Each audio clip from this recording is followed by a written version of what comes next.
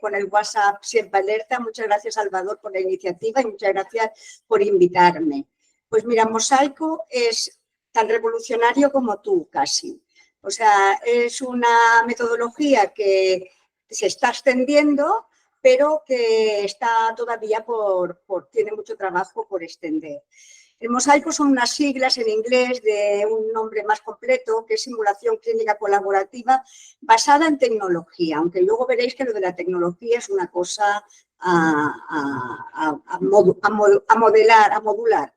La simulación clínica colaborativa empezó en el año 2014 en la Universidad de Talca con un cardiólogo que consideró que lo que hacía en simulación era ineficaz eficaz pero ineficiente. Y también ahora, con el tiempo, uno se da cuenta que han pasado 10 años y que hemos avanzado mucho en hacer cualquier simulación mucho más eficaz. Pero entonces él creyó eso y pensó una manera de hacerlo más eficiente, de conseguir lo mismo, pero con más alumnos, conseguir los mismos resultados. Y ahí estaba Sergio Guínez, que es el que ha seguido con todo el tema, el que luego vino a la Universidad de Barcelona, que desde allí es donde más impulso lo hemos dado. Ahora tengo que pasar. Ahora tendría que pasar las diapositivas. A ver. Si le das a la flecha hacia la derecha, a la flecha de abajo a la derecha de tu teclado, así tienes que andar. Vale. No la hace, no. ¿No? No. Pues dale con el ratón encima de la diapositiva. Le voy a ir con el ratón encima de la diapositiva. ¿Y no? No. ¿Haces clic y no avanza? No avanza, no. Si Vale. a alguien se le ocurre cosas para ayudarme, además de Salvador, yo estoy encantada porque tengo un problemón, ¿eh? Carmen, creo que tenés que ir directamente a donde se está presentando la diapositiva, no hacer clic desde Meet, sino a ir a la otra ventana. ¿Desde el escritorio? Sí. Claro, vale, ir a la muy ventana y poner ahí. Bueno, ¿estáis viendo qué ha pasado? Perfecto. Muchas gracias. Bueno, pues gracias. para resumiros lo que es una metodología estructurada, de simulación estructurada, que pretende desarrollar y evaluar competencias clínicas a través de grupos pequeños, pero que trabajan colaborativamente y diseñan varios casos a la vez que comparten, representan y van obteniendo aprendizaje de ellos. Puede ser apoyada en tecnología o puede utilizar pacientes simulados, o también lo que es lo más frecuente es que los propios alumnos asuman roles diferentes dentro del equipo. Cuando una sesión estándar, que suele durar 2 horas, permite cubrir ampliamente 3 diagnósticos diferenciales en grupos de 9 a 15 alumnos. Estos son los ideales, aunque a veces se hacen menos alumnos y se hacen un poquito más, pero son grupos de este tamaño no más porque se van a subdividir en 3 grupos. Es aplicable a todos los niveles en que aplicamos simulación y de hecho se ha aplicado y tenemos experiencia tanto en el grado de diferentes materias como en el posgrado, a profesionales y a residentes. Es un modelo que lo que hace es que une 3 metodologías educativas que están contrastadas y que sabemos que son útiles. Por una parte, el aula invertida, por otra parte, la simulación clínica y luego las características del aprendizaje colaborativo. O sea que estas 3 metodologías, que muchas veces se hacen separadas, en este modelo están juntas y se saca mucho provecho de unirlas. Enseña la competencia clínica, la que queramos enseñar, pero la enseña como una solución holística a la situación del paciente. No como la parte clínica solo, sino dentro de todo el contexto que rodea a un paciente cuando te lo encuentras, y realmente se aproxima mucho más a cómo estamos enseñando a los residentes que a cómo enseñamos a los alumnos, mucho más. Cuando nosotros hacemos Mosaico, los componentes de la competencia clínica que se incluyen son, evidentemente, razonamiento clínico, diagnóstico diferencial, como ahora veréis, diferentes formas de hacer cosas que están bien, es decir, cómo se pueden solucionar en el rango de acciones adecuadas una situación clínica, porque van a hacerlo varios grupos de alumnos, la acción, Y además pueden encontrar, pueden manejar durante todo el rato las fuentes que ellos consideren para encontrar la información necesaria para resolver el caso. Además, metido dentro de esto que es la competencia más de resolución clínica, está todo unido al trabajo en equipo, trabajo interprofesional, la seguridad del paciente y el error de fijación, que en este método, si queréis luego en la discusión, sale, se aflora una barbaridad y entra dentro de la seguridad del paciente, comunicación interprofesional y con la familia y la vivencia de la situación como paciente, como familia y como enfermera. Ahora lo iréis entendiendo. Y todo ello se hace colaborativamente. Aquí no hay un alumno, hay grupos de alumnos. La potencia del resultado es la que sale del grupo, no de un solo alumno. El método tiene 4 fases. Estas fases son la primera, que es la fase académica, que es el diseño educacional, que es donde el equipo docente tanto el equipo docente, el responsable de la asignatura, el equipo docente y los profesores que van a actuar como facilitadores cuando se haga la simulación, se reúnen, si es posible, con un psicometrista y si no, con algún concepto de psicometría. Lo del psicometrista es un ojo asiático y alguna vez nosotros lo hemos tenido, nos hemos sentido muy afortunados, pero no es lo habitual de tener un grupo docente, por ejemplo, ni de medicina, ni de enfermería, ni de fisioterapia, etc.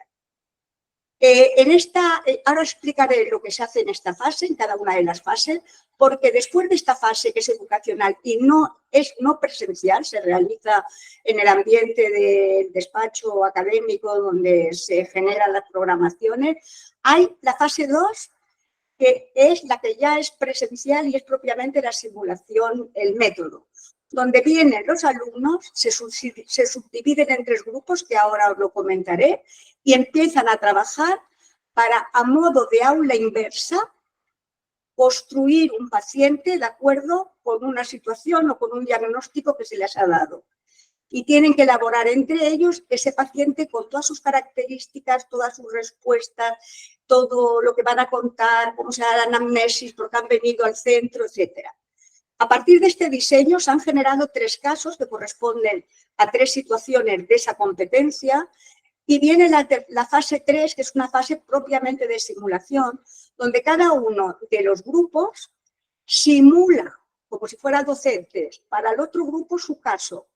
Y el otro grupo que ha diseñado otro caso será el grupo tratante. Y el tercer grupo estará observando. Y esto se produce de una manera de rotación en que se representan los 3 casos, los 3 subgrupos van a haber diseñado un caso, los 3 subgrupos van a haberlo simulado, van a haber tratado un caso y van a haber observado los casos. De manera que los 3 casos los han vivido de una manera intensa los 3 subgrupos. A partir de esta simulación, pasamos ya al debriefing. El debriefing tiene unas características especiales, es un debriefing equivalente a un debriefing de nivel profundo, pero estructurado de acuerdo con los casos.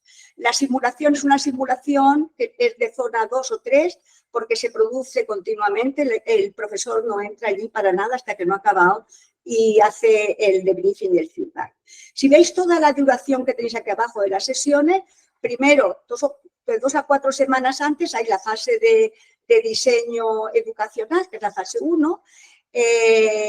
Aparece en 2 a 4 semanas que los alumnos suelen preparar el material, llegan presencialmente a la fase 2, a la fase 3 y a la fase 4, que se produce en la zona de simulación, se hace un prebriefing, se diseñan los casos, se diseñan los casos durante 60 minutos, se hace una simulación que suele durar 30 minutos y luego se hace un debriefing de 40 a 60 minutos. Este es el esquema. Lo iréis entendiendo a medida que vayamos avanzando. En esta fase 1, ahora uno puede pensar que es que esto da mucho trabajo. No, porque esta fase 1, que es el de diseño, se hace cuando se va a iniciar este programa en una competencia. Es no presencial del equipo y no se hace más. O sea, cuando tú has diseñado la competencia ya está para todos los grupos y para todos los alumnos de diferentes cursos y diferentes años, pero eso sí, con revisión anual. Cada año se revisa, porque ahora os comentaré las guías en que se basan. Entonces, este grupo se reúne, tal como hemos comentado, entonces decide dentro de su asignatura qué competencia quieren aplicar mosaico, esa competencia, qué diagnósticos diferenciales de esa competencia son los más relevantes, porque son los más frecuentes, porque son los que corresponden al grado que el alumno ya tiene de conocimiento, etcétera. Marca los objetivos docentes de esta enseñanza, deciden el material de preparación para los alumnos de esta simulación, como de cualquier simulación, y diseñan la guía de simulación, seleccionan qué pruebas complementarias van a tener los casos, que serán accesibles a los alumnos si lo piden, las guías de actuación clínica y unos instrumentos mosaico que ahora iremos pasando, que son evaluativos y de diseño, y lo que hace cada vez que organizas una práctica, ¿no? La calendarización, en qué momento de la asignatura según los conocimientos que ya has dado, la materia, etc.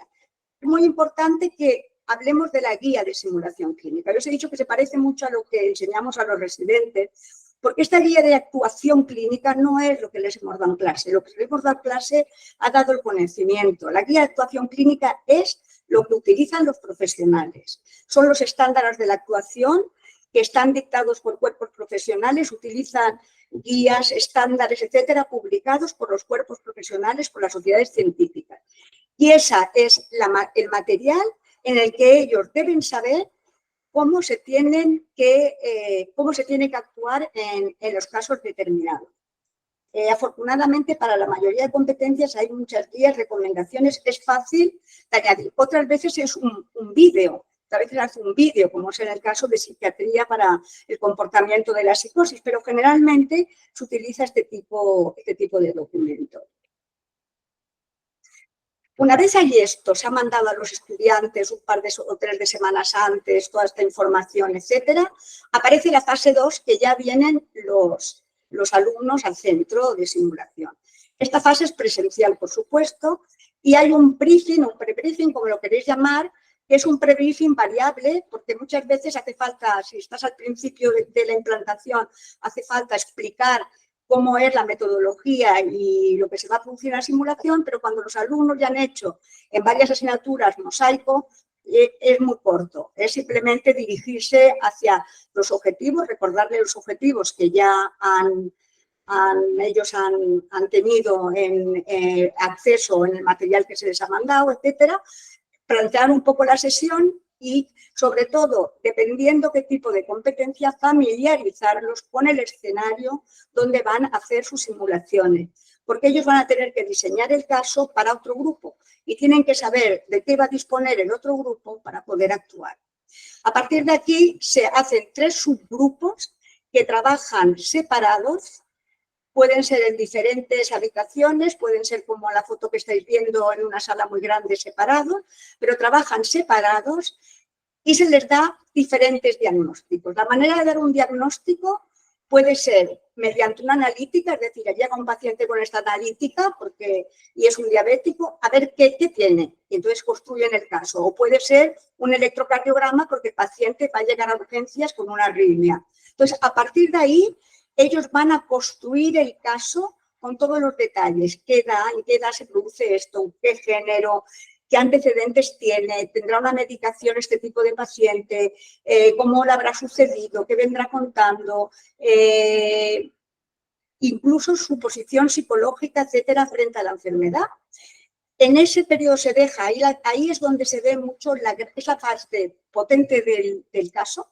Y es donde se ve muy bien el rol de facilitador del docente. La mayoría de docentes caen en el error de no hacer aula inversa. Por eso es muy importante que conozcan esta metodología, porque el alumno tiene que escurrirse, bueno, el grupo, todo lo que saben, movilizarlo, saber cómo buscarlo y empezar a diseñar el caso. Y si necesitan pruebas diagnósticas, si el grupo a quien van a representar el caso necesita pruebas diagnósticas para poder resolverlo, tendrán que ir pidiéndolas y se les va dando por el facilitador.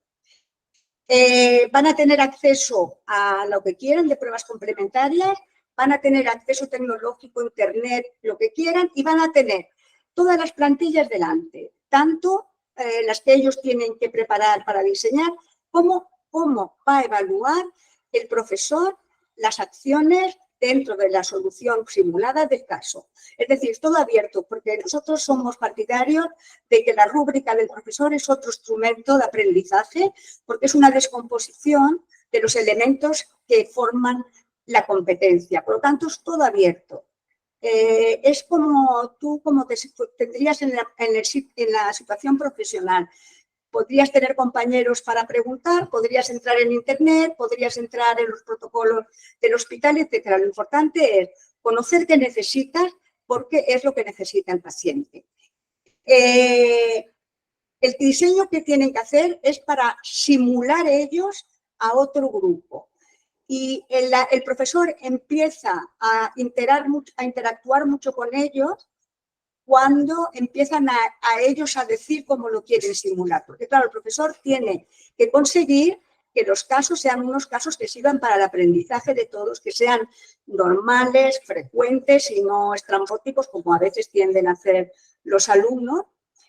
Y se reparten entre ellos, el grupo que ha diseñado se reparten roles. Generalmente esto es muy útil. Uno va a hacer de paciente, es decir, va a contar la historia que ellos han diseñado, va a quejarse de lo que ellos han diseñado, etcétera. O si va a estar con un simulador, va a ser la voz del simulador y va a contar lo que le pasa.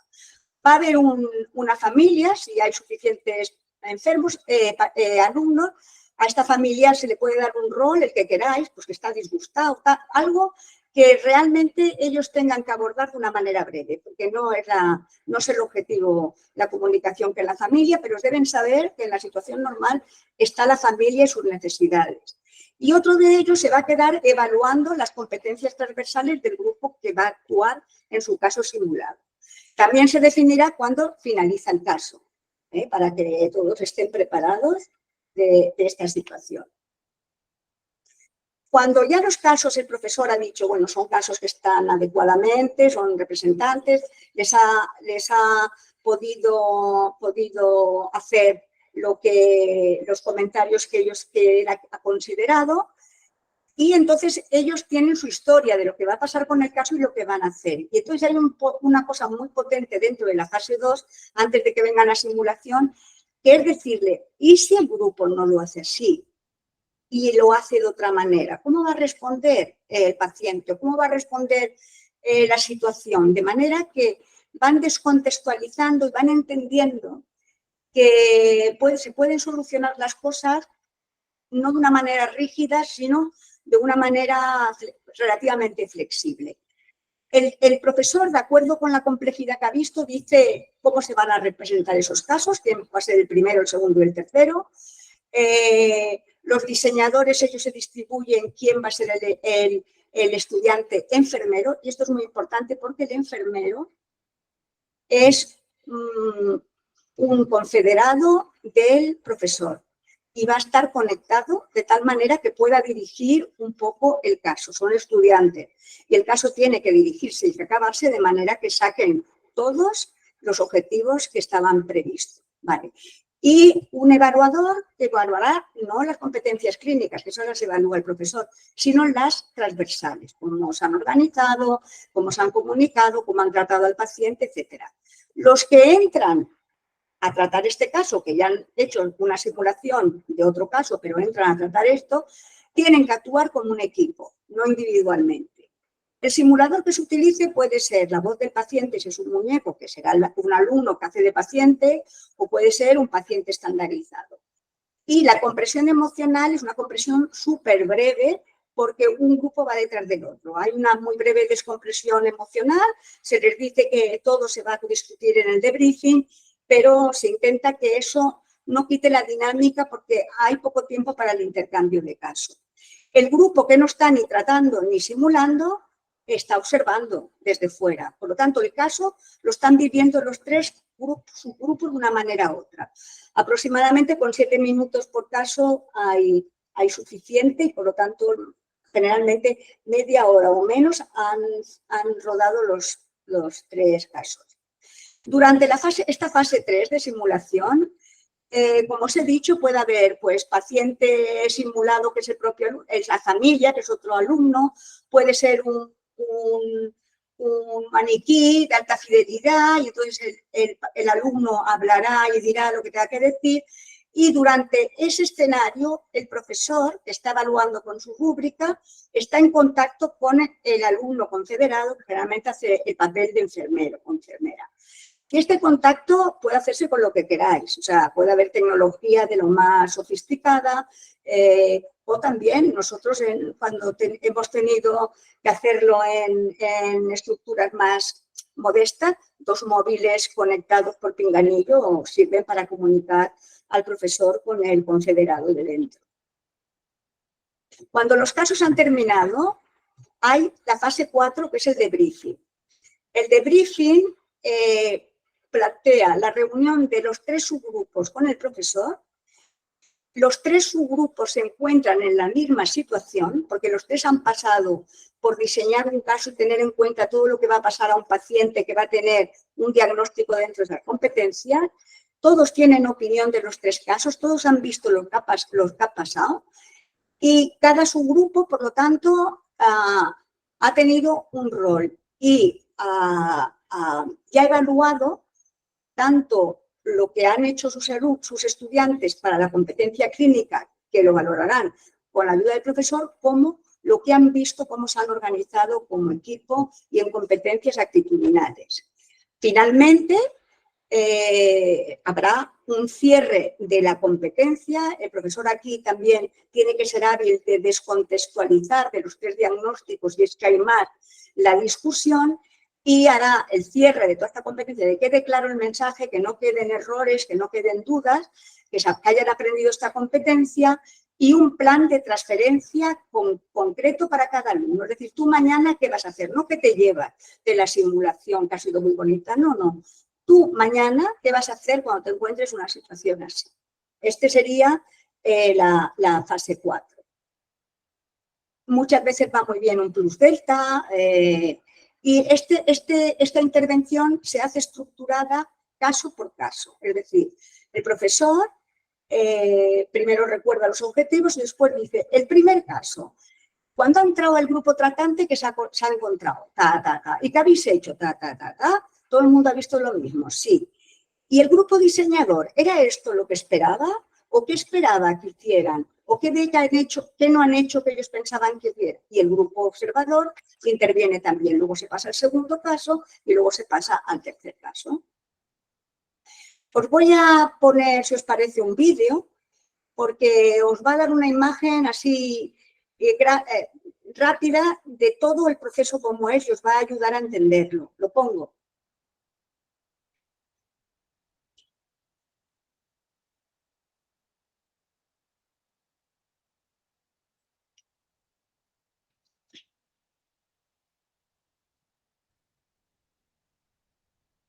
Carmen, no estamos oyendo. ¿Se tiene que oír? ¿No lo oís? No. Cuando diste a compartir pantalla, hay una pestaña que dice compartir sonido.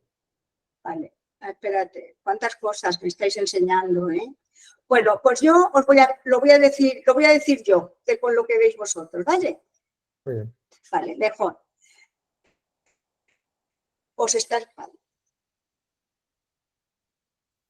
Esta metodología, aquí estáis viendo cómo están todos los estudiantes en el mismo sitio. Esta que da la prueba es la confederada.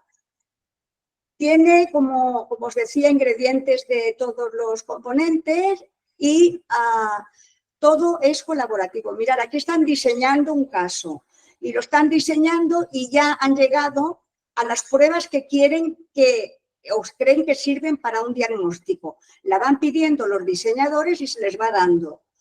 Y estas pruebas son las que les darán al grupo tratante. Aquí veis una paciente con su familia que podrá hacer lo que quiera, cualquier gesto que le parezca. Aquí tenéis las 4 fases, tal y como las he explicado yo, y las tenéis en la pantalla. 3 presenciales son las 3, 4, 2, 3 y 4. Ya veis que la fase 1, como os decía, es el diseño de la competencia, diseño de los instrumentos, qué guía vamos a escoger, qué recomendación se les va a mandar, etcétera. Y aquí está el responsable de la materia, están las facilitadoras y había una persona con experiencia psicometrista. Va a hacer la guía de evaluación y van a hacer los instrumentos. ¿Veis? Por ejemplo, esta es una plantilla para evaluar por parte del profesor, la plantilla del diseño. Esta es una plantilla donde evalúan las competencias de los estudiantes y otra de autoaprendizaje. Esta fase, que es la fase 2 de diseño, como veis están separados y el profesor solamente contacta con ellos para ir ayudándolos. Y ahora veréis que en las mesas están todos los instrumentos. Este era un caso de maturia, por lo tanto tenían el botecito con orina de diferentes concentraciones y habitualmente se dan los 3 diagnósticos diferenciales o 3 situaciones. Y veis que cada grupo está dando, ahí tenéis a mano derecha de la pantalla de diseño, que aquí tenéis un ejemplo, por ejemplo, ¿no? Aquí tenéis lo que van a escribir para diseñar. Y se van a repartir los roles, ellos. Antes de entrar se reparten los roles y a partir de ahí la simulación, como ves, hay un grupo tratante, un grupo diseñador y un grupo observador. Pero tal y como se van a hacer toda esta repartición, se va rotando, ¿lo veis? Van rotando, que los 3 grupos van adquiriendo, según el caso, diferentes situaciones. ¿Okay? Aquí estáis viendo que en la fase de simulación, ellos están preparando el escenario. A partir de ahí entra el grupo tratante y el grupo diseñador, ya se ha quitado las batas y está como grupo participativo. Esta chica que veis aquí en primera fila, confederada, es la que está con el pinganillo contactado con el profesor. Esto también, aquí hay una estructura de simulación que es muy buena, pero esto se puede hacer sin una estructura tan sofisticada. Entonces, en esta fase 4 ya que hemos llegado, que es la fase de briefing, pues ya están todos, ya discuten todo y ya se llega a la conclusión del caso. Espera.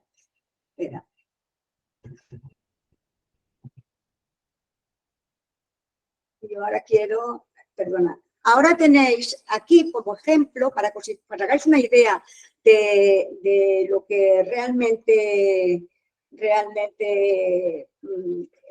interesa, es qué tipo de competencias están diseñadas, que son accesibles para cualquiera de vosotros. Ya os explicaré por qué.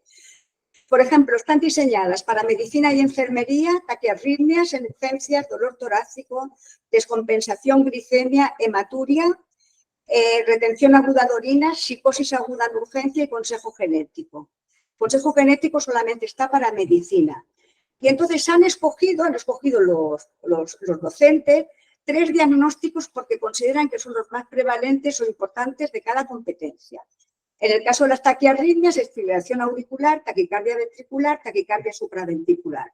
Y luego hay otros diagnósticos que también pueden representarse, si se quiere, en otras ediciones de la competencia o bien en el debriefing sacar la actuación del contexto de estos 3 diagnósticos para poner alguna pequeña píldora de otros contextos. En el dolor torácico está el infarto agudo de miocardio, disección aórtica, síndrome coronario sin elevación del ST, también podríamos poner pericarditis o miocarditis y aquí tenéis cómo se diseña una competencia, se decide los diagnósticos que se van a trabajar y cada subgrupo va a tener, en el caso de las taquiarritmias, un subgrupo va a recibir un electrodefibrilación auricular, otro subgrupo de taquicardia ventricular y otro subgrupo de taquicardia supraventricular. Y entonces ellos van a tener que decidir qué tipo de paciente va a tener esto con más frecuencia y lo van a diseñar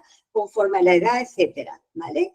Es muy diferente hacer taquiarritmias en urgencias que hacer psicosis aguda en urgencias, Hay variaciones en ese tema, tanto en el pre-briefing como en la preparación, etcétera. Eso no se os escapa. Pero el esquema viene a ser el mismo. El consejo genético es realmente pues, como una consulta con la persona afectada o la familia o los padres o lo que sea. Y además tiene una cosa que le estamos sacando mucho provecho y es que cada caso tú lo puedes hacer en diferentes niveles asistenciales. Por ejemplo, el caso de la hematuria, tú puedes hacer que la cistitis se resuelva en primaria. Allí hay unos elementos determinados, puedes pedir unas pruebas, otras no. Hay un tipo de personal que no hay, por ejemplo, en urgencias. Puedes decir, pues el cólico nefrítico se va a urgencias. Y entonces allí también hay unas posibilidades de pruebas, de personal, etcétera. O va a una consulta de especialista y ya trae pruebas hechas, como por ejemplo el tumor vesical que era otro de los diagnósticos. Por lo tanto, tú puedes jugar con este escenario para ir dándole diferentes competencias. Tenemos también varias competencias de fisioterapia diseñadas, por ejemplo, dolor de hombro, dolor inguinal, complicación por fractura, afectación de la mano. Y ya veis que tienen 3 diagnósticos, pero hay muchos más diagnósticos. Y de hecho, a veces hacen 2 mosaicos para una misma competencia.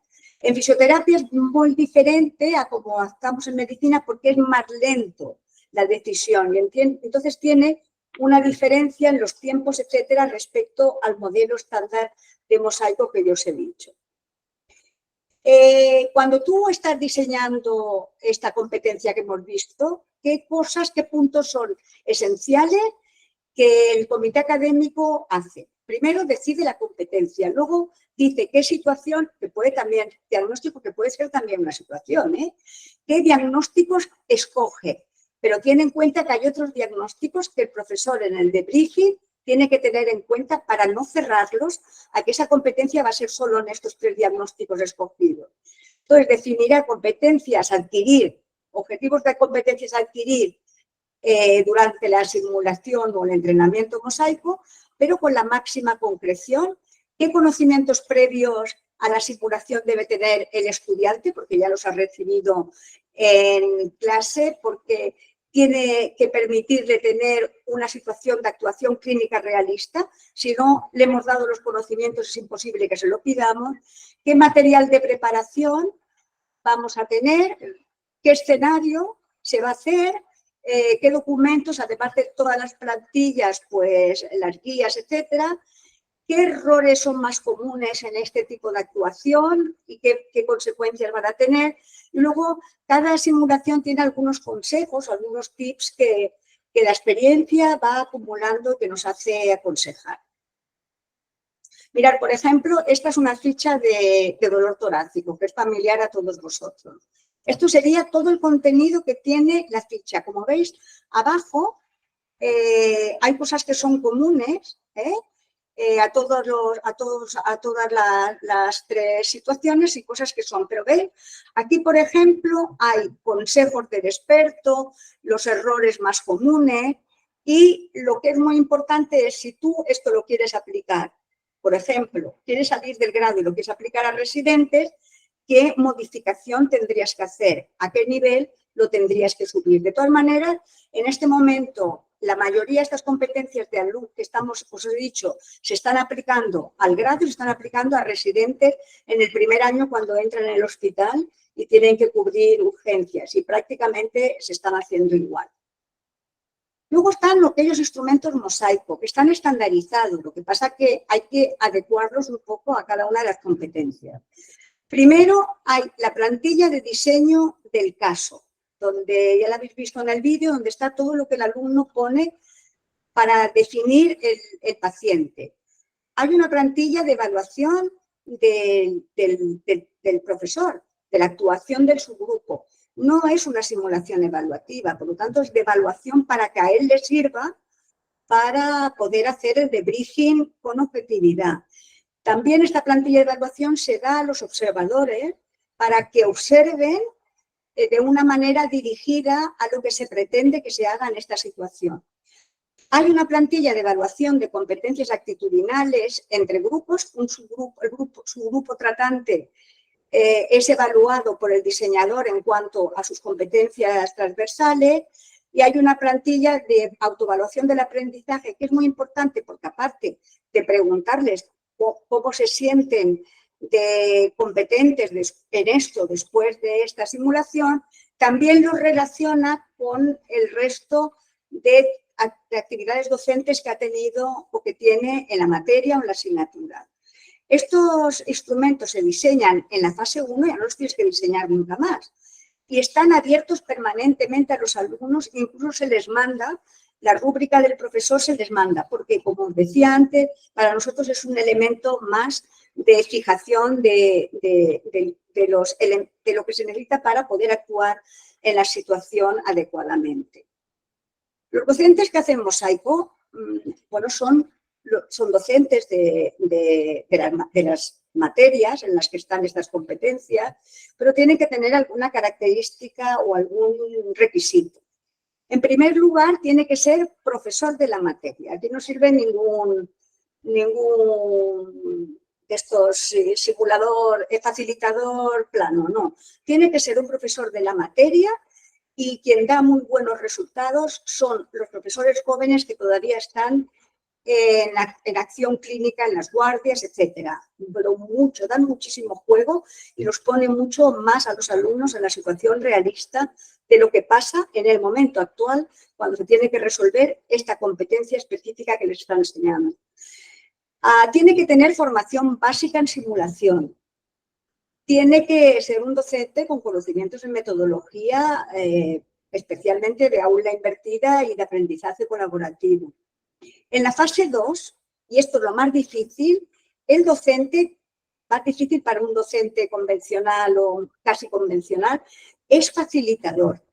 Es facilitador, no tiene que dar doctrina, tiene que hacer preguntas en las cuales los alumnos revuelvan todo lo que saben, busquen todas sus capacidades de encontrar información, etc. No se les puede dar el caso como si estuvieran dando una clase o darle claves del caso demasiado evidente.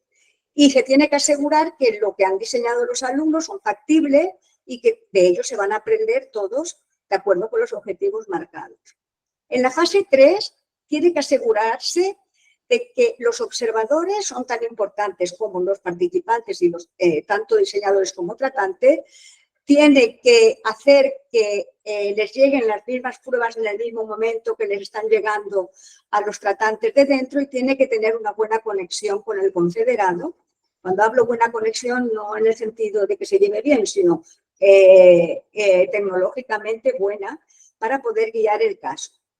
Y en la fase 4, el docente vuelve a ser facilitador, pero siempre vestido de docente, porque la competencia hay que enseñarla y hay que sacarlo de los errores o de los conceptos o cuando no ligan una situación con otra, un conocimiento con otro, y además tiene que tener cierta gracia para poder descontextualizar un poco y que entiendan que no los 3 diagnósticos no significan todas las presentaciones de esta competencia. Y como os decía, tiene que tener también gracia para sacar acciones que ellos se lleven y que vayan a hacer. Y la parte mecánica de este proceso es un poquito, cuando te lo explican, como yo lo que estoy explicando, te cuesta un poco a veces, esto de las rotaciones, pero por eso siempre es aconsejable que cuando se inicia por un docente esta actividad, pues lo haya observado en otra asignatura o por otro grupo docente o invita a un docente que sabe o que ya lo ha hecho a que participe en su primer mosaico.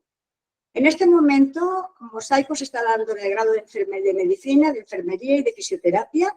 Se está dando en estos grados para posgrado. Hay máster como el máster de musculoesquelético, máster de urgencias, en que básicamente se está haciendo todo por mosaico. Se está utilizando en la formación general de MIR y en la formación de MIR de anestesiología. En España se utilizan 3 universidades que además están en Cataluña y un hospital.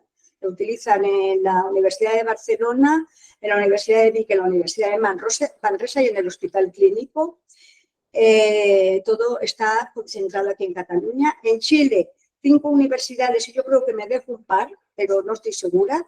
Chile es donde nació, si alguno hay aquí de Chile debe conocer a Sergio Guínez, que es el promotor, la persona que hizo la tesis sobre esto y con el que se han hecho todas las publicaciones. En Colombia hay 2 universidades, en Finlandia hay una universidad que lo aplica en fisioterapia y en Eslovenia una universidad que lo aplica para interdisciplinario de enfermería y de medicina. Como veis, la expansión, el que lo conoce se lo queda. Esta es la verdad, porque realmente es muy eficiente y enseña cómo ellos tienen que actuar cuando sean profesionales, no cómo ellos se tienen que examinar como alumnos. El mosaico va teniendo mucha estructura y quiere ser un proyecto colaborativo. Por eso, ahora se ha publicado recientemente un libro, tanto en castellano como en inglés, muy facilito, muy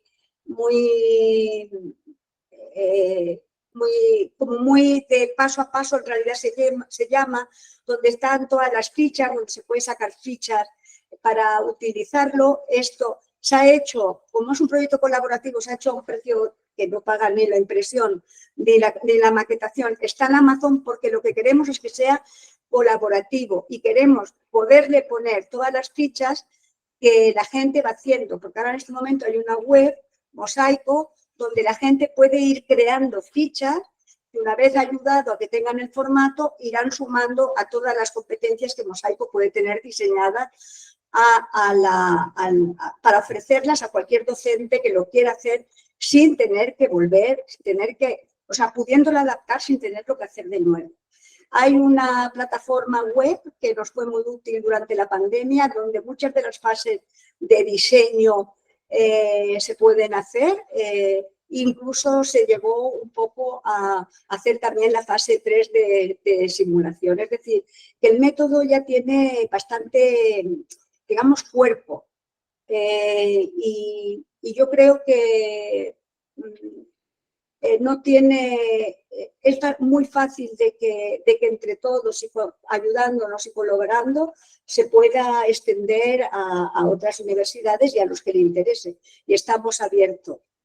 Y un poquito como conclusión, os diría que se ha mostrado eficiente, eficaz, puede ser muchas cosas de simulación, pero eficiente para el aprendizaje de competencias, integrando no solamente la parte clínica de cómo resolver el problema clínico, sino todas aquellas competencias transversales que se producen a la vez que se está resolviendo una situación clínica. Está basado en el trabajo colaborativo y por ello una de las principales fortalezas es el desarrollo de las competencias transversales de la práctica clínica metidas dentro de la actuación médica, de enfermería o de fisioterapia y metidas dentro del razonamiento clínico y todo lo que les enseñamos con otra metodología cuando hacemos una competencia en un currículum.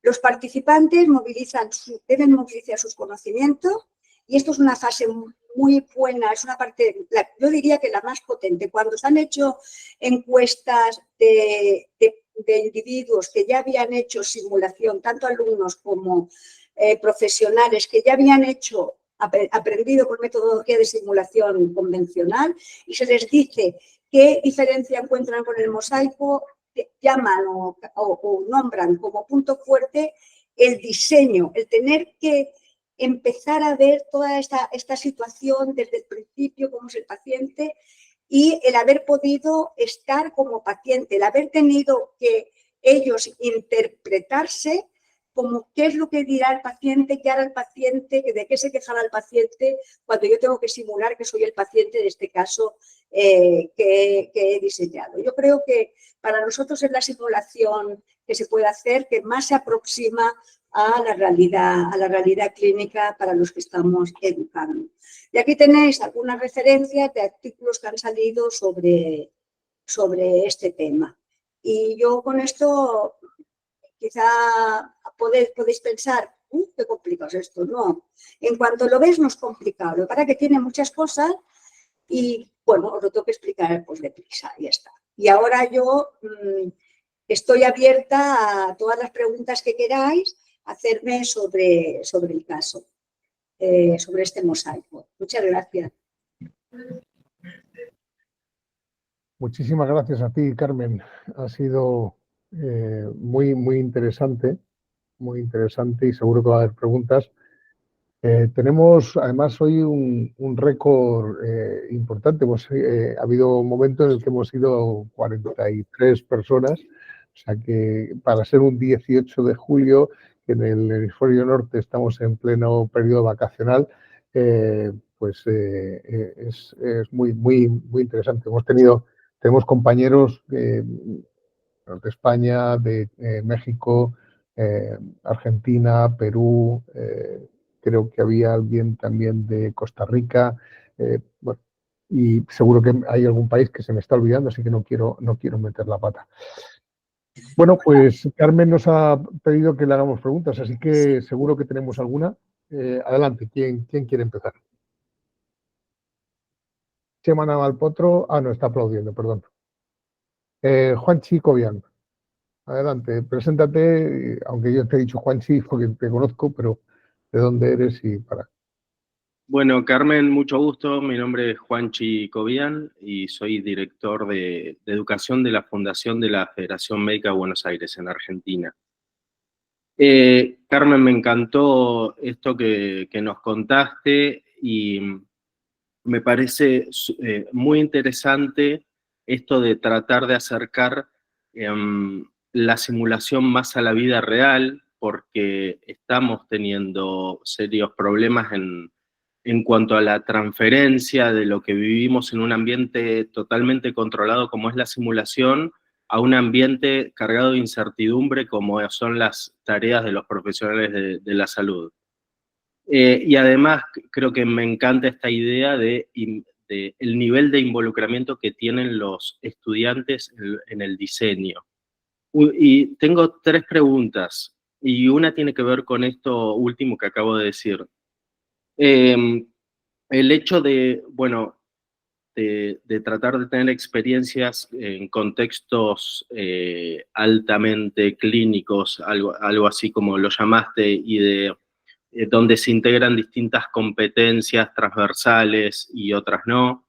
Me pregunto si en el grado estos estudiantes que deben diseñar estos escenarios no deben tener algún tipo de conocimiento o haber tenido experiencia en el ambiente clínico real previamente. Digo porque si uno de los objetivos es tratar de acercarnos a la realidad y tratar de emular estos contextos cargados de incertidumbre y tan complejos como es el sistema de salud, entiendo que en este caso la simulación está pensada como algo posterior a la enseñanza clínica o al menos en paralelo. Juanchi, te contesto una detrás de la otra, ¿te parece bien? Sí, cómo no. Pues no, lo podemos hacer desde muy inicial, lo que pasa es que tú tienes que ajustar.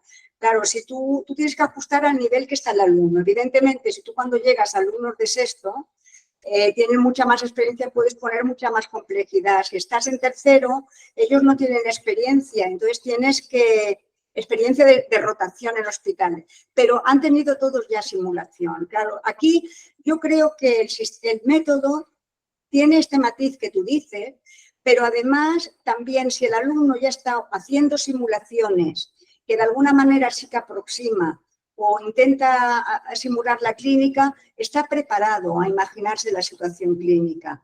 O sea, pero ahora te lo voy a hacer al revés.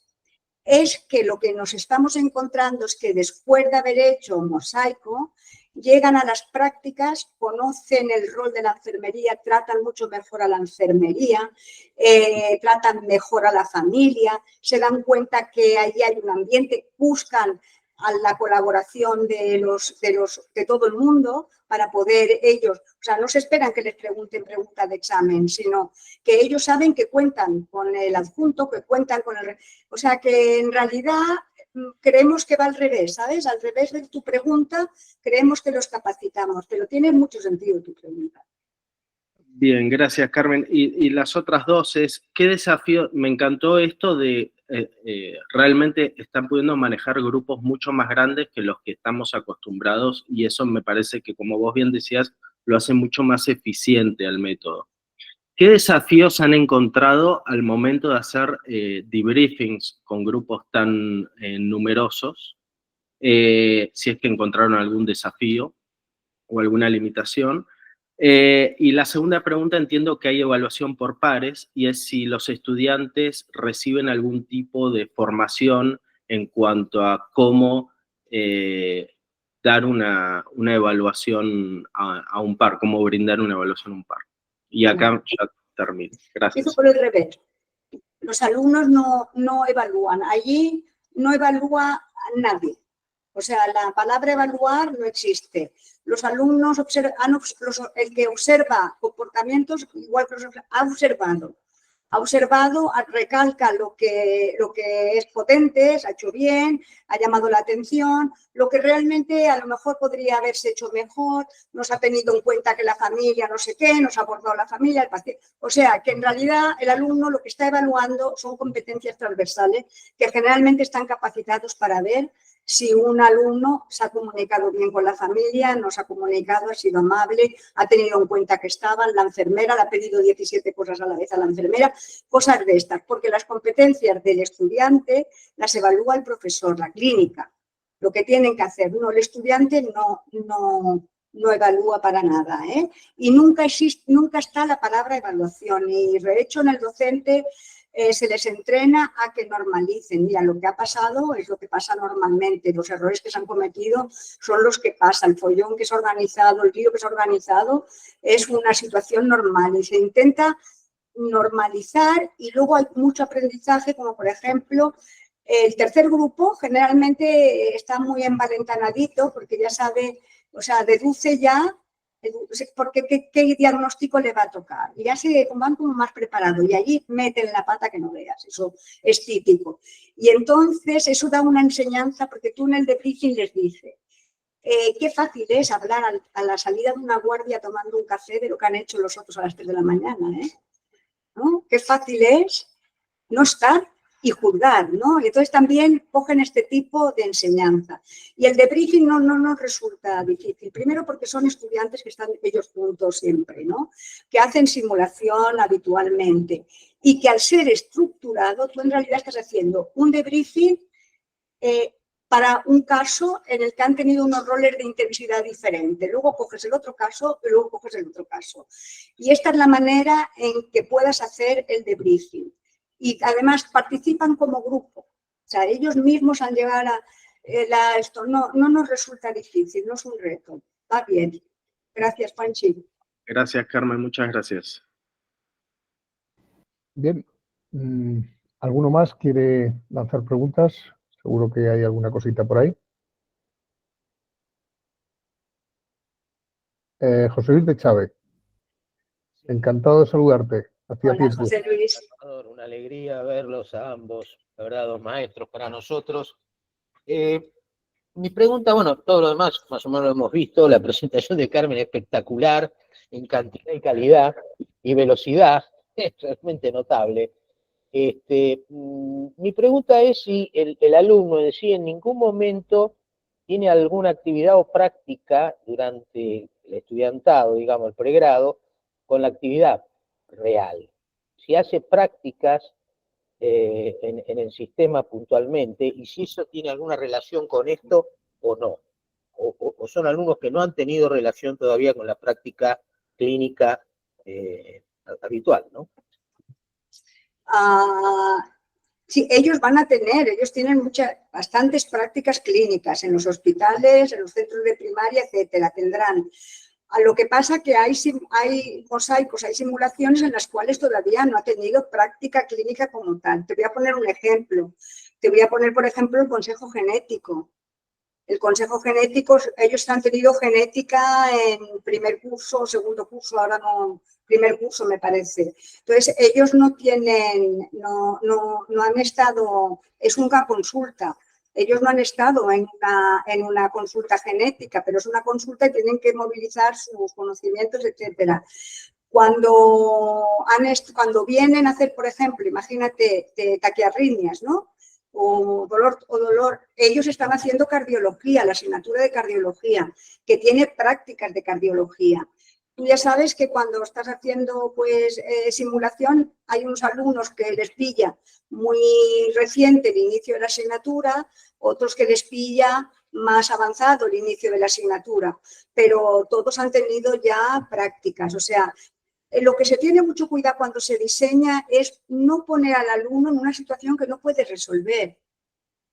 Porque entonces tú no estás haciendo un entorno seguro, ni estás haciendo nada, ni estás acercándole a ninguna situación que él vea que es realista. Porque tú lo que estás haciendo es, imagínate el trabajo como lo quisieras hacer, pero si él no sabe qué trabajo hay que hacer, y en esto tanto tú como Juanchi tenéis razón en este tipo de preguntas, son acertadas, él no puede saber, por lo tanto tú lo adaptas. Y si en realidad no han llegado porque la asignatura, porque el currículum, porque tal y como tiene, porque es que hay planes de estudio para digerirlos, de aquellos de transversales, competencias que empiezan por arriba y por abajo, pero tú lo que tienes que asegurarte es que ese grupo de alumnos en ese currículum que tú tienes llega a esa simulación con capacidad de hacer lo que haces. Por tanto, tienes que ajustar el alumno con eso. Por eso, la simulación la tiene que hacer el equipo académico de la asignatura.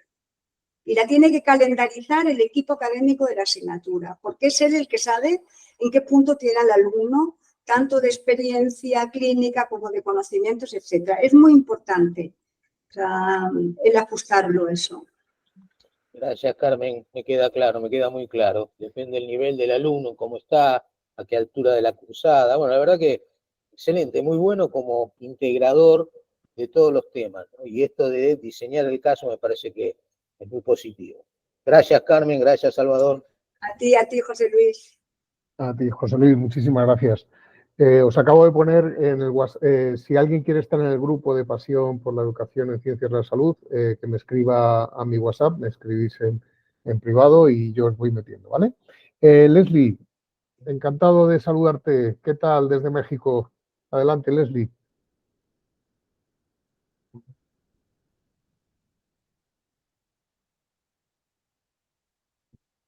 Leslie. ¿Cómo están? Muy buen día a todos. Hola, ¿qué tal? Qué gusto escucharlos. Carmen, excelente su charla. Soy la doctora Leslie Rivera. Estamos de directora en el Centro de Simulación para la Excelencia Clínica y Quirúrgica del IMSS, del Instituto Mexicano de Seguro Social, acá en Guadalajara, Jalisco, México. Esta es su casa. Ojalá pronto podamos tener pues algún acercamiento más presencial. Me encantó, Carmen, el tema, por supuesto, con esa amenicidad que da, ¿no? Para poderla entender y escuchar. Les soy muy honesto, no había precisado bien el tema en relación a la colaboración que se hace, pues, en la simulación clínica, como lo están denotando. Creo que sí tiene muchas ventajas, porque, pues, por supuesto, abarcamos mayor número de participantes, y alguna por ahí desventaja que pudiera haber es el tema de la evaluación, ¿no? De la eficacia, del aprendizaje significativo y el desempeño. Y eso va de la mano con el tema de la satisfacción del usuario que viene a nuestros centros. Acá en el CECIEC del IMSS, importante mencionar que vemos mucho tema en simulación de posgrado. Vienen las especialidades médicas y de repente sí se requiere como de mayor precisión en el tema del abordaje y evaluación en la simulación clínica, hablando propiamente de escenarios más que de prácticas deliberadas. En el sentido que pues es gente con mayor como grado de exigencia, podemos decirlo así, en el aprendizaje más que un pregrado, ¿no? Entonces, en ese sentido, sí se nos complicaría acá. Yo veo un grupo un poco más numeroso. Normalmente acá somos grupos entre 6 y 8 participantes en algunas de las experiencias basadas en simulación, porque de repente sí se compleja pues estar al pendiente de esas áreas de oportunidad que debemos de identificar, ¿no? Para hacer una evaluación inmediata o, por supuesto, más en el debrief, ¿no? Pero bueno, es una nueva, estuve revisando el tema, Chile, por supuesto, ahí veo un artículo que tiene en realidad, en relación al tema, en el sentido de que habla sobre la simulación clínica colaborativa, donde se desarrollan más competencias, ¿no? De maneras múltiples y con mayor cantidad de gente, y pues eso, pues, de repente es bueno, ¿eh? Para los que tenemos esa gran demanda de capacitación, quiero pensar, por ejemplo, en el pregrado, en las universidades, pues es son grupos, por ejemplo, aquí en medicina, como de 40 alumnos, ¿no? Por materia. Entonces, es donde ahí sería muy aplicativo. También estoy como profesora de simulación enfrente, que es la Universidad de Guadalajara, y tienen su nuevo centro de simulación, y ahí creo que esto aplicaría súper bien. No, lo voy a plantear al nuevo encargado, director que está ahí, el doctor Felipe Viviesca. Doctor Salvador, si me da la oportunidad de pasar contacto, sería fabuloso que empezáramos a poderlo también a él invitar en estas enriquecedoras ponencias, pues con gente experta. Nosotros tenemos muy poco en la simulación aquí en México, hablando del IMSS. Empezamos muy tarde, pero empezamos muy fuerte, ¿no? Empezamos muy fuerte, con mucho ímpetu, con muchas ganas, y por supuesto estamos en la colaboración con los expertos, con ustedes. Y aquí estoy en el trabajo, pero estoy cachando todo lo bueno que podemos hacer aplicativo aquí en México, ¿no? Ustedes que ya llevan un paso agigantado a nosotros, ¿no? Entonces, muchas gracias, doctora Carmen, gracias, doctora Espinosa, estamos aquí al pendiente y siempre en la colaboración, pues, con ustedes, que son los grandes de la simulación. Muchas gracias, buen día. Leslie, muchas gracias a ti por tus comentarios, pero yo creo que para todos cada vez es más evidente que la simulación aplicada en el grado y la simulación aplicada en el posgrado o profesionales son dos cosas diferentes. Totalmente, y la gestión que tienes que hacer de ellas es totalmente diferente. Primero porque vienen de una manera diferente un profesional con estudiante. Porque el profesional muchas veces viene porque lo necesita él y el estudiante porque le obliga el currículum y el examen que va a tener, no tiene ningún interés. O sea, que el interés, como no seas tú que les bailas allí, que los entusiasmas, hay muchos alumnos es muy difícil de obtener. Y luego porque los grupos tienes que buscar una manera eficiente, porque es que como no busques una manera eficiente, las cantidades de alumnos que hay en una facultad hacen inasumible el coste de una simulación en recursos. Por lo tanto, tienes que buscar cómo enseñar el máximo de la realidad en el tiempo que tú tienes, porque además es tiempo de docente, tiempo de todo. Pero ahora yo te diría que lo que nosotros podemos enseñar en una simulación, por ejemplo, de competencias transversales, supera, y eso lo hemos mirado, lo hemos evaluado, a la de 3 clases de comunicación, seguridad del paciente, o sea que a 3 horas de clase de teoría, incluso de estas competencias transversales, adquieren menos conocimientos que en un caso de, yo qué sé qué, de maturia. Y entonces yo creo que ahí eso es un punto muy importante, porque a lo mejor esas podríamos reducirlas y aumentarles lo de simulación y enseñarles a esas cosas a comunicarse no en un aula con una diapositiva, sino en una situación simulada. Sí, sí, exacto, doctora. Es el tema que tenemos que adaptarnos y tenemos que buscar las nuevas estrategias que pudieran, por supuesto, hacer todo más fluido, ¿no? Hacer todo más fácil. Y por supuesto, yo creo que la premisa de oro para todos en la simulación es el aprendizaje significativo, ¿no? Y esa satisfacción que se llevan a participantes de pregrado, de posgrado, como sea, pero seguir en camino con estas nuevas estrategias, nuevas opciones de poder dar ese mejor aprendizaje para un grupo pequeño, un grupo amplio. Me encantó. Muchas gracias, doctora Carmen. De todas maneras, es un sistema que con pocos alumnos no funciona, porque se basa en colaborativo, con grupos pequeños no funciona, con un grupo de 4 o 5 alumnos no funciona, no le sacan las ventajas. Tiene que ser un grupo de 9 a 15 alumnos. Cuando hemos tenido, por ejemplo, que falla alguno y entonces el grupo no tiene ni 3 alumnos, no es ni mucho menos tan eficaz. Muy bien, muchas gracias. Eduardo Lián, preséntate, por favor, y dinos de dónde eres. Sí, buenas tardes. Soy Eduardo Ayub, de la Universidad de Santiago del Estero, República Argentina, Universidad Nacional del Estero, Facultad de Ciencias Médicas. En primer lugar, felicitarte, Carmen, brillante la exposición. Y quería consultarte en base a que este trabajo colaborativo habla de que los alumnos tienen que, en primer lugar, hacer el análisis del caso y hacer el diseño del caso. ¿Qué tipo de experiencias en la simulación se espera que tengan los alumnos? Hablando en una formación universitaria que no siempre van a tener un recorrido en la simulación muy amplio y sobre todo en la parte de grado que tienen más simulación zona 1 y indudablemente estos tipos de escenarios van a ser en zona 2, zona 3, como bien lo explicaste, y nosotros generalmente zona 2, zona 3 lo estamos utilizando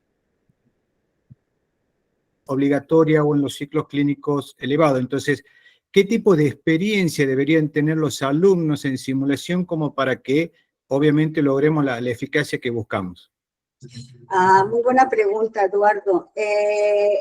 Nuestros alumnos se hace mucha simulación en el currículum, es una característica del currículum y por lo tanto ya desde muy jóvenes tienen experiencia en simulación de ser alumnos, o sea, ser receptores de simulación. Aquí quizá lo diferente es ser diseñadores de simulación, porque el diseño del caso no es problema, es cuestión de que ellos diseñen sus conocimientos, miren cómo se va a presentar, qué constantes, etcétera. Lo que eso es, yo lo tengo que representar dentro de un escenario artificial que marca la realidad, ¿no? Entonces, por eso el prebriefing es variable y por eso decía que lo muy importante es familiarizarse con el entorno. O sea, de que tú en el prebriefing, si tú tienes un entorno que ellos no han estado familiarizarlos, decirle todo lo que tienen, etcétera. Porque ellos zona 2 sí que han hecho. Zona 2 de tener que actuar, porque por ejemplo, nosotros ya solamente los principios de anamnesis que hacen ya a nivel de segundo curso, eso ya hacen zona 2. Tienen que hacer toda la entrevista con el paciente sin que haya ningún profesor allí dentro. O sea, ellos tienen que ir hasta el final y luego, por lo tanto, ya han hecho zona 2. Aquí yo creo que la diferencia está cuando tú tienes mucha instrumentación en el escenario. ¿Sabes? Cuando hay mucha instrumentación, hay mucho aparato, hay mucho fármaco, hay mucho tal. Por ejemplo, estos que tienen mucho fármaco, como puede ser ataque a arritmias o la diabetes o la descompensación, tú les tienes que decir dónde están las jeringuillas, qué son, cómo están cargadas, etcétera. O sea, todo esto necesitas un entorno de seguridad muy importante. Pero creo que has dado en el clavo, es decir, es imposible que un alumno que no ha hecho simulación entre en el mosaico, porque es que ya se vuelve como loco. Entre el follón, ya un profesor que tiene experiencia en mosaico ya se vuelve como loco si no lo entrenas con otro que lo sabe hacer, pues un alumno. Entonces tienen que saber lo que es la simulación, tienen que saber lo que es un taller zona 1 y lo que es una zona 2 con caso clínico y zona 3 cuando trabajan con gente. Sí, tienen que saber, pero yo creo que es que se pierde mucho tiempo en zona 1. Por ejemplo, yo creo que zona 1, si tú solamente la zona 1 que tú tienes programado, resulta que haces que esa zona 1, que puede ser una habilidad o lo que sea, se produzca sobre un compañero, poniéndole el fantoma encima o haciendo como un híbrido y tienen que comunicarse, decirle que le van a hacer daño, tener cuidado con que no se infecte, porque van a pincharle. Es muy fácil pasar a dar componentes de zona 2 a las zonas 1. Yo creo que cometemos un error en enseñar a los alumnos separadamente las cosas porque no es así la realidad. Cuando tú pinchas a un paciente, haces un tacto rectal, no lo estás haciendo metiendo el dedo en el recto. Tú estás con una persona, con una posibilidad de hacer daño, con una posibilidad de que no te entres si no estás bien vaselinado, con una posición adecuada. Y todo eso se puede añadir al maniquí del tacto rectal. Nada más que tienes que poner un alumno que quiera ponerse así en esto y poner el maniquí y taparlo con talla. Entonces el alumno está utilizando el fantoma, pero qué diferente es si tiene delante una persona, aunque sea un alumno. O sea que yo creo que ahí es que también tenemos un fallo un poco, recurrimos excesivamente en los primeros cursos a las zonas 1 y a las zonas 0 y 1, técnicas, no, técnicas, nosotros no hacemos técnicas, nosotros hacemos procedimientos. Y un procedimiento tiene muchos factores y la seguridad es otra cosa fundamental. La seguridad del paciente, por ejemplo, típico, cuando yo ahora donde estoy empecé, bueno, pues vamos a hacer una punción dural para hacer muestra, porque hay sospecha de meningitis. Ah, vale. Primero, ten en cuenta la asepsia. Segundo, ¿y qué ha pasado con la muestra? ¿La han rotulado? ¿La han identificado? ¿La han puesto en un tubo? ¿Saben dónde está lo que han sacado y lo han mandado bien identificado? Porque entonces, como sea eso, como no lo hayan hecho, están haciendo un riesgo, sometiendo un riesgo a un paciente para nada, porque era un proceso para el diagnóstico. Entonces yo creo que es muy fácil puentear nosotros mismos, puentear hacia el procedimiento y no la técnica. Muchas gracias. De nada. Gracias, Eduardo. Hay una pregunta que ha hecho Nancy Graciela. Por favor, hazla de viva voz si no tienes problemas con el micrófono. Nos apetece conocerte, aunque sea la voz.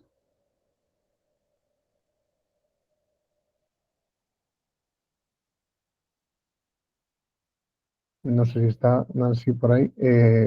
La pregunta... Yo no lo leo, pero léemela. Bien, te leo. La pregunta es, ¿qué cantidad de horas realizan en simulación en primer año de pregrado en la carrera de licenciatura de enfermería?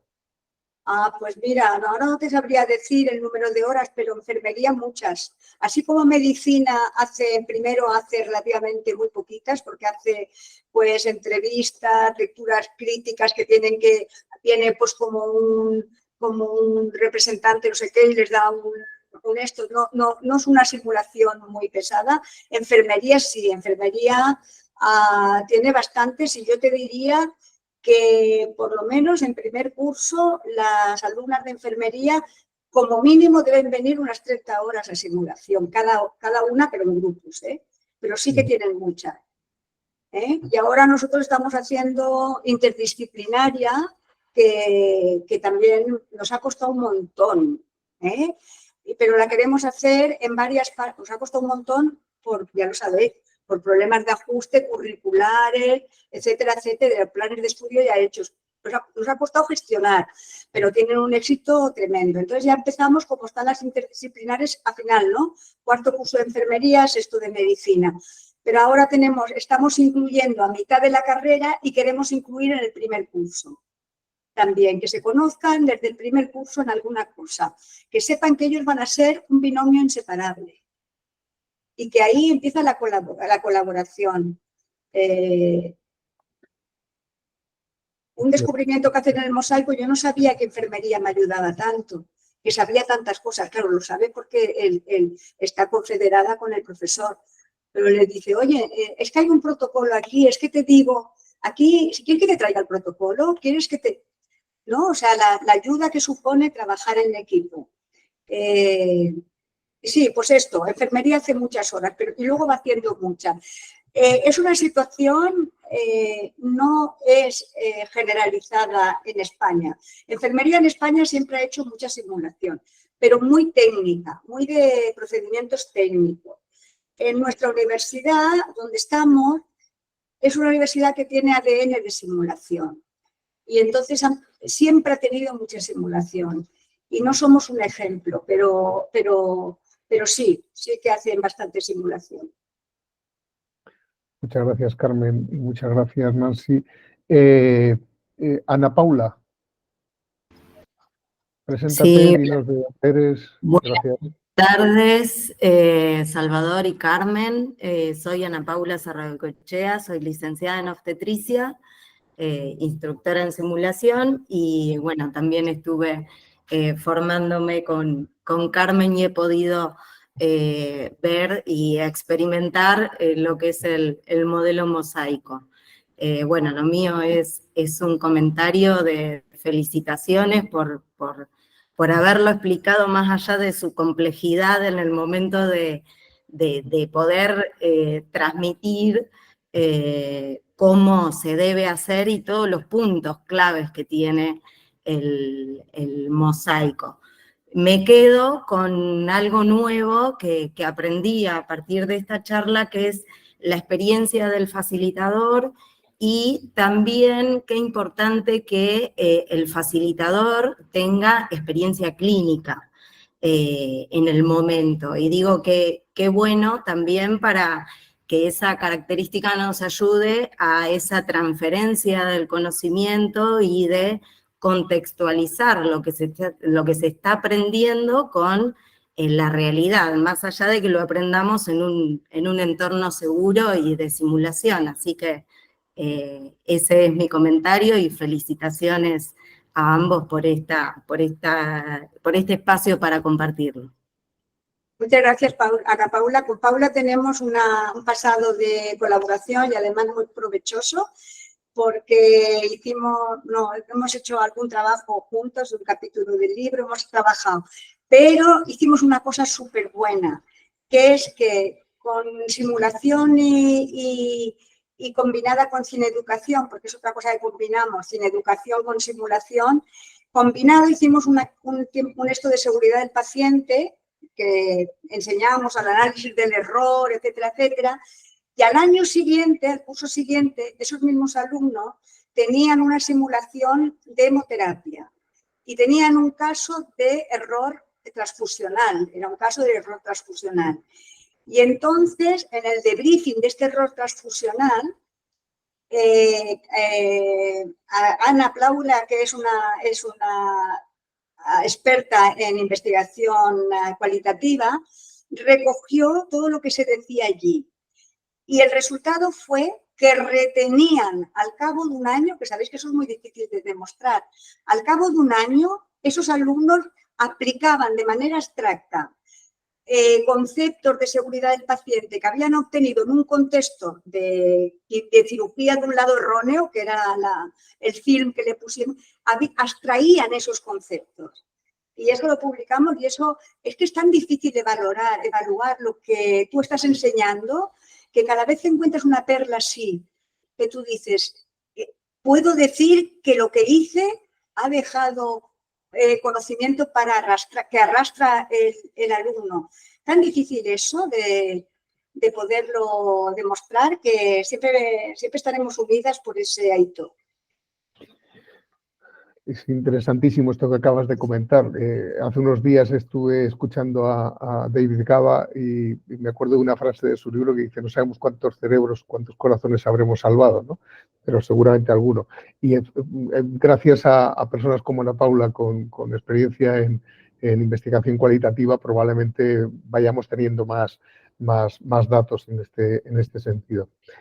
No sé si hay alguien que quiera hacer algún comentario, alguna pregunta más. A mí sí me gustaría hacer un comentario al respecto de esto que acabamos de vivir hoy, ¿no? Y es que hay una persona a la que quiero mucho que dice que en las clases tradicionales nos vomitaban en la cara y entonces abríamos la boca y nos tragábamos lo que podíamos y luego llegábamos al examen y vomitábamos lo que habíamos tragado, ¿no? De esa clase y del estudio. Creo que esto que estamos viviendo es un cambio, ¿no? Es un cambio. El aula inversa, el trabajo colaborativo y la simulación, ellas tres unidas, nos dan algo que es que vamos a tener en la fábrica de los médicos, en la fábrica de las enfermeras, de los fisioterapeutas, de los psicólogos, etcétera, estamos teniendo gente que se está formando de una manera nueva. Con lo cual, cosas como elementos de seguridad que estamos viendo lo están mamando desde la fábrica. Elementos como el debriefing no será algo extraño para ellos, no lo van a vivir como algo extraño, a pesar de que van a tener que hacer su residencia y van a tener que trabajar todavía con gente que tienen miedo al debriefing porque, como tú antes has dicho, no trabajan en un ambiente de seguridad. Y eso creo que es algo que tenemos que seguir trabajando. Y por eso me ha encantado, Carmen, esto que has comentado. Y quiero decir algo que he dicho al principio porque no se ha grabado. No me había dado cuenta del botón de grabar.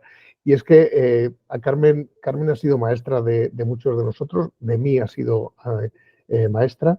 Y quería explicar también el porqué de la foto esa que había en el cartel, y es que Carmen fue presidenta del Tribunal de Méritos y Doctoral y eso no estaba grabado y quería que se quedara grabado. Ese era mi... había que hacer la pelota a Carmen, claro. No. Entonces, quería aclarar, vamos, para mí ha sido muy importante. Recordar el título del libro, que se llama Manual de Simulación Clínica Colaborativa, que ha dicho que estaba en Amazon. Y que sí, pero lo hemos puesto, también están con tapas, pero también está en Kindle. Ajá, y está súper, es que no lo podemos poner gratis, pero súper barato, no sé, son 2 euros o 1 euro, una cosa así, pues porque lo que nos interesa es tener un medio de difusión y además que pueda ser activo. Es decir, si a alguno de vosotros os ocurre una competencia, ya, pues podríamos, una cosa que quiero enseñar con toda tranquilidad, porque nosotros estaremos encantados en ayudaros a desarrollarla y a incorporarla, poco a poco crear una base y a lo mejor dentro de 1 año, 2 años, coger el manual y añadirle eso porque lo hemos editado nosotros mismos, no tendríamos ningún problema. Pero sí, nosotros queremos colaborar con toda la comunidad docente. De hecho, tenemos un proyecto aquí europeo, Erasmus, redactado, que ahora a ver si nos lo dan, con varias universidades también para intentar, porque es colaborativo, también es un proyecto colaborativo. Has hablado de que había, bueno, mira, está en LinkedIn, estoy viendo Mosaico, simulación colaborativa apoyada por tecnología, y has hablado de que había una página web. ¿Te sabes la dirección? Y la ponemos, la escribo si quieres aquí en el... La página, sí, espérate que te la miro. Espera, que tengo que ir porque la tengo, espérate, que ahora la voy buscando. Esa página web está abierta y estamos metiendo las fichas que hay, etcétera. Espérate que te la pondré. Espera. Bien, para tenerla, si no, bueno, me la pasas luego y la paso a través del grupo. Y insistiros en que si alguien quiere estar en el grupo, es un grupo... Espera, voy a...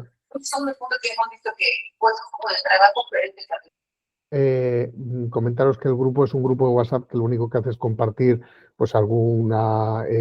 o sea, no es un grupo que aburra, sino que es un grupo en el que solamente se comparte pues si hay algún curso, alguna cosa de interés, un artículo que pueda ser de interés o tal, pues se pone ahí para que todos los miembros del grupo lo tengan, ¿vale?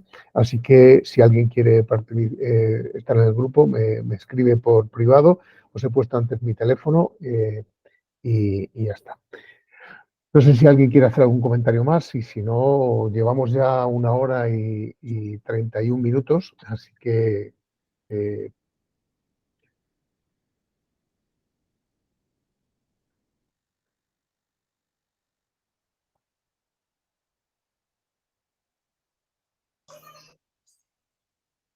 Bueno, felicitarte por la exposición. La verdad es que yo he aprendido muchísimo y muchas gracias. Gracias a vosotros. Yo creo que Salvador se ha quedado como congelado. ¿No? ¿Lo veis congelado? Sí, me parece que se le ha cortado la conexión a Salva.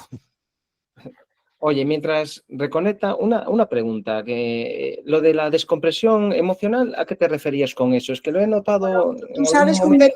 tú sabes que el debriefing, cuando, por ejemplo, en zona 2 o zona 3, pues hay varias modalidades de debriefing, pero una de las más extendidas es la que tiene la fase de reacciones, lo que se conoce, o fase de reacciones o fase de descompensación, que es descargar todas las emociones que han sufrido o que han tenido durante esa situación, de manera que una vez descargadas pasen a toda la cognición, porque la emoción, ya sabes, la emoción impide la cognición, por lo tanto tienes que descargar la parte emocional y eso es lo que se llama descompresión, que en un debriefing habitual dura más, etcétera, observas a ver que no tengan emociones de frustración o de algo, porque para condicionarlos para un aprovechamiento del debriefing. Eso lo haces en los debriefings habituales o las modalidades más frecuentes, excepto en el modelo anglosajón, que no lo hacen, porque allí se ve que no reaccionan. Pero en la parte nuestra, la parte tanto norteamericana, latinoamericana, española, el modelo de debriefing tiene fase de reacción, de reacciones o de descompresión, y es bastante potente. No tienes que dejar, luego viene la de descripción de todo lo que hemos hecho todos y que lo hayamos visto todos, luego viene la fase de análisis y luego la fase. Bueno, pues esa parte emocional, claro, ellos están ahí, cuando entras allí, que ha terminado la simulación, están ahí, entonces, bueno, ¿qué tal? Ay, es que esto, qué lío, no sé qué, no sé cuánto.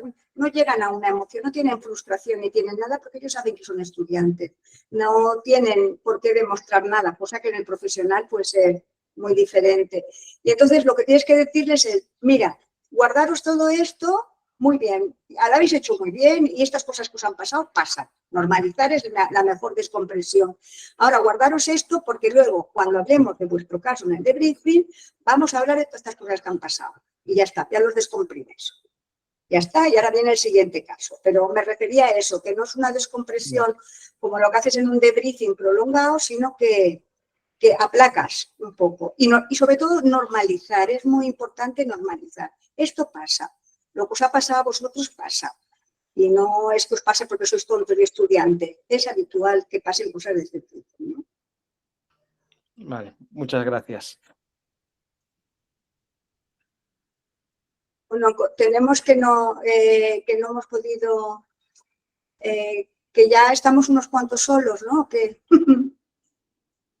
hacemos con Salva desconectado? Yo si quieres le pego una llamada a ver qué le ha pasado. Le hacemos a ver, para que me sabe mal, ¿no? Que despidamos sin él. Le estoy llamando. A ¿Sí? ver. Fenomenal. No ha puesto ningún WhatsApp ni nada él. Se ha ido la luz en tu casa. Bueno, sí, sigue abierta la sesión. Despido la sesión porque ya creo que no hay nada más. Sí, despides tú la sesión. Vale. Me sabe mal por él, pero es raro, ¿no? Vale, un segundo. Me dice Salva que va a intentar entrar por el teléfono porque el problema que tiene es que se le ha ido la luz en su casa. Anda ya. Mira, lo estaba pensando yo, fíjate. Anda ya. Entonces estoy hablando con él por teléfono y voy a ver si puede entrar por el teléfono. Bueno, pues si no, que te diga, si él ve que no puede entrar, le dices que no queremos irnos sin verlo, pero que si no hay más remedio, ¿qué haremos? José Luis, ¿tú dónde estás? ¿En Argentina? ¿En qué sitio? Sí, yo estoy en Argentina. Bueno, yo estoy trabajando en el Hospital El Cruce, que es un hospital de alta complejidad en red, y en la Universidad Nacional Arturo Jauretche. Hace poco estamos intentando a ver si te podemos mandar otro representante, a Carolina Pereira Girardi. Todavía no hemos podido lograrlo, pero estamos insistiendo. Muy bien. Con Ana Paula ya hemos tenido una excelente experiencia, así que... ¿Con Ana Paula os conocíais? Sí, claro que la conocimos. La vimos llegar a hacer las primeras simulaciones, así que la conocemos un poco. Y es, bueno, para nosotros es una alegría enorme verla y la carrera que está haciendo y la formación que ha tenido, ¿no? Porque ha viajado, ha estado en la universidad, una tal Universidad de Manresa, y creo que le ha ido muy bien. Y es muy buena compañera. Sí. Y la verdad que es un grupo bárbaro. Y bueno, Se despide Salvador con un gran por el abrazo, WhatsApp. y nos seguiremos viendo, Carmen. Muy bien, pues ya estoy a vuestra disposición, cualquiera el que se anime a hacer mosaico, que nos lo diga. Además con Ana Paula. Mira, Ana Paula, que ya ha visto el mosaico, puede ser un puente. Bueno, pues Perfecto. nada, muchas Bueno, gracias. pues, vale, adiós a Bueno, todos. pues Gracias por gracias, atenderme. Carmen. Adiós. como Salva no puede conectarse, nada, despedimos ya la reunión, y muchas gracias a todos, sobre todo a Carmen por su maravillosa exposición. Venga, un abrazo a todos. Gracias, Gemma. Venga, Un abrazo. Chao, hasta luego. gracias. Chao, chao, gracias.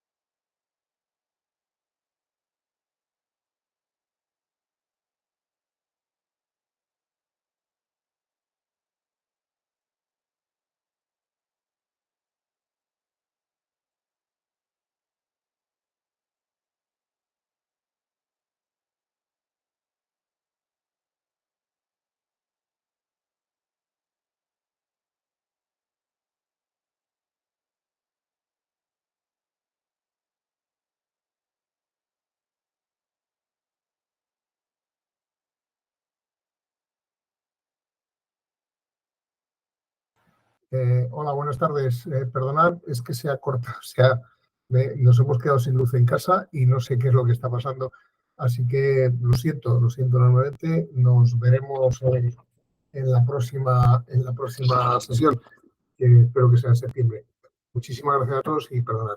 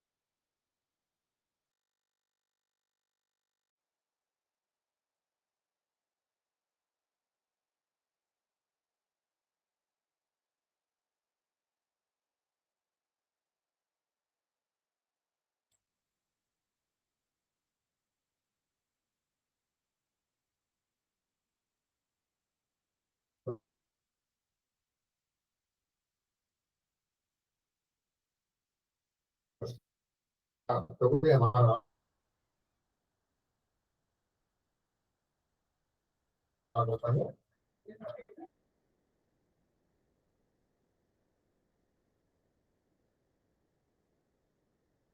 ¿Eh?